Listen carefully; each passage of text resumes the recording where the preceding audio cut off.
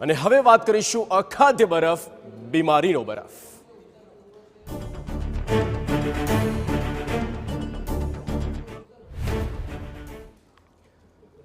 આપના આરોગ્ય સાથે ચેડા કરનાર હવે ચેતી જજો, કારણ કે રાજકોટ મ્યુનિસિપલ કોર્પોરેશન દ્વારા જે પણ અખાદ્ય બરફનો ઉપયોગ કરી રહ્યા છે, વેચી રહ્યા છે, તેમની વિરુદ્ધ કડકાઈથી કામ લેવામાં આવી રહ્યું છે.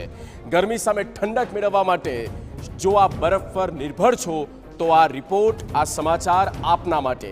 રાજકોટમાં નિયમોના ધજાગરા ઉડાડીને ખુલ્લેઆમ લોકોના આરોગ્ય સાથે ચેડા કરતા હોવાનો ખુલાસો થયો છે. આ વાત છે દૂધ જેવા દેખાતા ઠંડક આપતા બરફની. શહેરની અલગ અલગ 5 ફેક્ટરીઓમાં બરફના પાણીની ગુણવત્તામાં ભારે લોલમલોલ જોવા મળી. જ્યાં દરોડા પાડવામાં આવ્યા ત્યાં બરફ ઓછો અને ગંદકી વધારે જોવા મળી. સ્થિતિ એટલી ખરાબ હતી કે આરોગ્ય વિભાગની ટીમે એક પણ સેકન્ડ વિચાર્યા વગર 5 ફેક્ટરીને અનહાઇજેનિક કન્ડિશનમાં બરફ તૈયાર કરવા મુદ્દે નોટિસ આપી. જે ફેક્ટરીઓને નોટિસ આપવામાં આવી તેમાં લાભ, મહાદેવ, નવદુર્ગા, નૂતન, સૌરાષ્ટ્ર અને કૃષ્ણા આઈસ ફેક્ટરીનો સમાવેશ થાય છે. શું કહી રહ્યા છે આરોગ્ય અધિકારી, સાંભળીએ. ઉનાળાના દિવસોમાં લોકો બરફની ખરીદી કરતા હોય છે અને આ બરફ ખરીદતા પહેલા સાવધાન થઈ જજો, કારણ કે રાજકોટ મહાનગરપાલિકા દ્વારા બરફનું વેચાણ કરતી 5 જેટલી ફેક્ટરીઓને નોટિસ આપવામાં છે. મારી સાથે આરોગ્ય અધિકારી ડોક્ટર જયેશ વાકાણી સર છે. સર, શું કહેશો, બરફની ફેક્ટરીમાં તપાસ હાથ ધરવામાં આવી, શું સામે આવ્યું? જે ખાસ કરીને વાત કરીએ તો ઉનાળાના દિવસો છે અને ખાસ કરીને બરફનો વપરાશ અથવા ઉત્પાદન છે મોટા પાયે વધતું હોય છે અને ઘણી વખત જે છે પાણીજન્ય રોગચાળાના મુખ્ય કારણ પણ એ બરફ બનતો હોય છે. તો એના તકેદારીના ભાગરૂપે એટલે 5 જેટલા રાજકોટના જે મોટા ઉત્પાદકો છે બરફના, એમને ત્યાં જે છે આ ફૂડ વિભાગ દ્વારા જે તપાસ છે હાથ ધરવામાં આવી છે. એ બાબતે 5 જે છે પેઢી છે એ પૈકી 4ને જે છે એ ફૂડ લાયસન્સ બાબતે છે રિન્યુઅલ માટે નોટિસ આપવામાં આવી છે. આ ઉપરાંત હાઇજેનિક કન્ડિશન મેન્ટેન કરવા માટે તમામને જે છે સૂચના અને તાકીદ છે આપવામાં આવી છે. જનરલી વાત કરીએ તો ફરજિયાત જે છે એ દરેક જે ફૂડ સાથે સંકળાયેલા જે બરફના ઉત્પાદન સાથે સંકળાયેલા તમામ લોકો જે છે એમને ફરજિયાતપણે આરો ટ્રીટેડ વોટર છે એ બરફના ઉત્પાદનમાં વપરાશ લેવાનું હોય છે.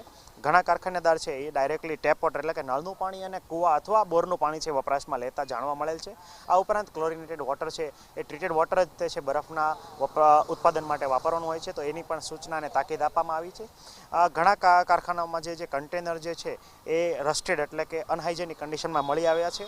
એ કન્ટેનરની અંદર બરફ બનતો હોય અને બરફ છે એ ડાયરેક્ટલી અને ઇનડાયરેક્ટલી પણ ઠંડા પીણા છે ને ઠંડા બનાવવા માટે, ઉપરાંત ઘણી વખત વાત કરીએ તો જે ફ્રૂટ જ્યુસ અથવા શેક્સ અથવા મિલ્કશેકમાં પણ વપરાશમાં લેવાતો હોય અથવા ગોલાના જે બનાવવામાં છે એમાં પણ સીધો આરોગવામાં આવતો હોય. તો આ બાબત ખૂબ સેન્સિટિવ કહી શકાય ને એ બાબતે તમામ ગોલાવાળા કારખાનાવાળો છે એને હાઇજીન ફરજિયાતપણે મેન્ટેન કરવા માટે સૂચના આપવામાં આવી છે અને આગામી દિવસોમાં ફરી એની પુનઃ વિઝિટ કરીને એ લોકોને જે સૂચના છે એનું પાલન કરવામાં આવે છે કે કેમ એ જાણવામાં આવશે અને જો આ વસ્તુ માલુમ નહીં પડે તો આગળ કડક કાર્યવાહી કરવામાં આવશે. સર, આ પ્રકારનું જે બરફ છે તે કોઈ વ્યક્તિ આરોગે તો શું એને રોગ થઈ શકે?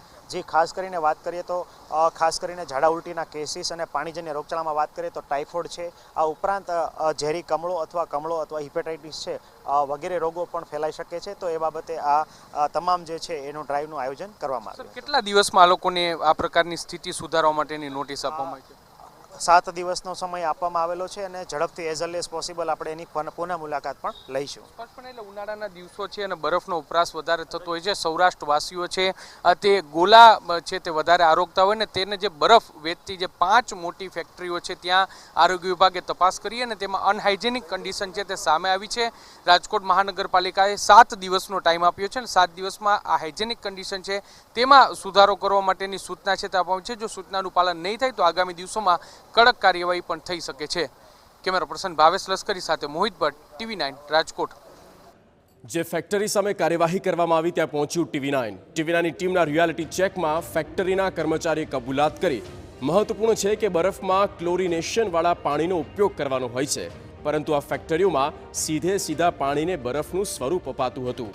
આવો તમે પણ જુઓ કે બરફ ફેક્ટરીની કેવી હાલત છે અને જે બરફ આપ હોશે ખાવ છો તે કઈ સ્થિતિમાં તૈયાર થાય છે. ઉનાળાની સિઝનમાં બરફના ગોલા હોય કે શેરડીનો રસ હોય, બરફનો મોટા પ્રમાણમાં ઉપયોગ છે તે થતો હોય છે. જો કે આ બરફ છે તે આપના સ્વાસ્થ્યને હાનિ પહોંચાડી શકે છે. રાજકોટ મહાનગરપાલિકા દ્વારા ગઈકાલે 5 જેટલા બરફના મોટા ઉત્પાદકોને ત્યાં દરોડો હાથ ધરવામાં આવ્યો અને હાઇજેનિક કન્ડિશનને લઈને નોટિસ છે તે આપવામાં આવી છે. આપને હું દ્રશ્યો બતાવવા માંગીશ કે અહીં જે ક્રિષ્ના આઈસ ફેક્ટરી છે તેના દ્રશ્યો છે કે જ્યાં અત્યારે બરફનું વેચાણ છે તે પૂરજોશમાં થઈ રહ્યું છે.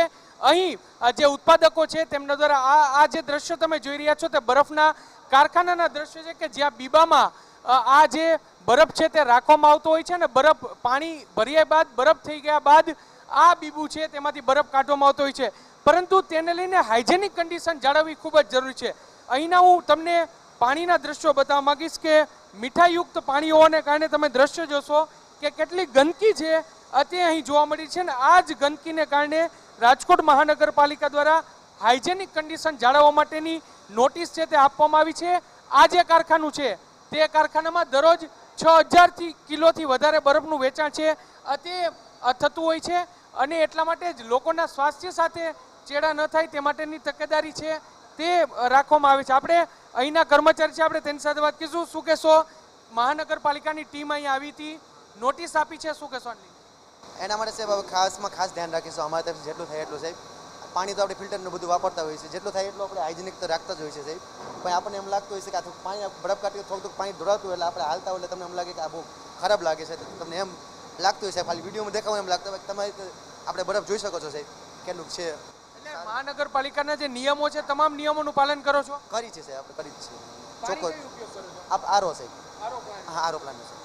અને અહીં નીચે બધી જે ગંદકી છે એ સાફસૂફ કેટલા ટાઈમે સાફ કરો છો? આજે સાહેબ આપણે એ તો થતું જ હોય સાહેબ ટાઈમમાં 5-6 મહિને. એમાં તો શું છે આપણે સાહેબ બરફ જમા માટે આપણે ઓલું મીઠું ને બધું નાખતું હોય, ખારું પાણી આપણે રાખવું જ પડે સાહેબ. એટલે તમને પાણી શું છે આપણે ડબ્બા પડતા એટલે એ લોખંડનું જે વસ્તુ થતું હોય લોખંડને જે આપણે ખારું પાણી છે એટલે એ નાખો એટલે એ આપણે થોડું કાટ લાગો ને એટલે પાણી કાળું થવાનું છે સાહેબ. એટલે એમાં એટલું બધું અંદર કંઈ જવાનું કંઈ એમાં કંઈ બીક તો હે નહીં સાહેબ.